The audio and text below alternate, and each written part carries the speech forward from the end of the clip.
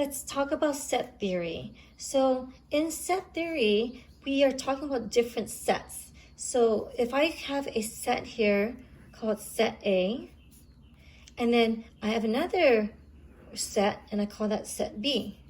So these are two different sets, and notice that they overlap. And notice that this is, in English, we call this a Venn diagram.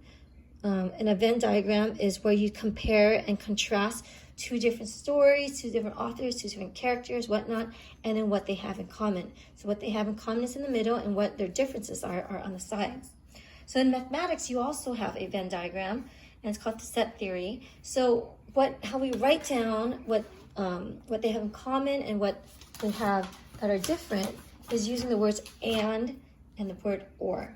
So if I said A and B, that is asking me for the intersection between the two. So A and B is the same thing as saying A intersection B. So what do they have in common, right? And how you write this in mathematics is you write it with this upside down U. So this is the notation for A intersection B, and in layman's term, it's what A and B have in common, or in other words, where they intersect. So where they intersect or what they have in common, A and B. So again, it's the word and, right? So, and then the other word that we can use, or that's used, is A or B. So the word or means A union B. So here, it's going to be the word union is equivalent to the word or in mathematics, and the symbol or the notation is the letter U. It's a big letter U, actually. So it's an upside down of this. So it's a big letter U, so think U is union.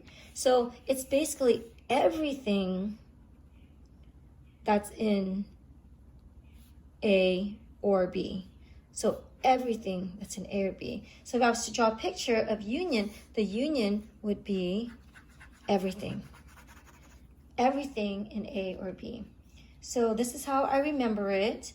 Union kind of looks like the letter U. So that stands for or. Everything that's in A or B. The word and kind of looks like a letter A if you kind of first start off, and it's what they have in common. Inequalities. There are several ways of representing linear inequalities. One is through, we call that set notation. So set notation is where you write something is like, for an example, x is less than 7, or x is greater than or equal to -4. That's called set notation. And another way of writing set notation more accurately that we'll see later is you put squiggly brackets around it, and then you write, since this is the letter x, you write x such that x is less than 7, x such that x is greater than or equal to -4. Also, another example is, what if I had y is greater than 10, right?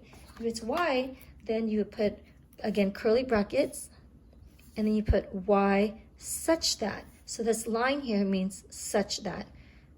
So this set represents the elements y such that y is greater than 10. So this is set notation.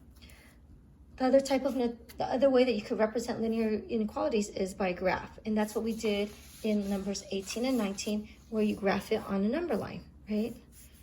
Where 0, and then everything to the right, and then everything to the left. So you graph on a number line, you fill it in. The third way of writing linear inequalities is what we call interval notation.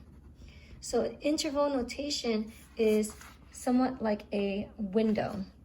It's a window where you describe what you drew.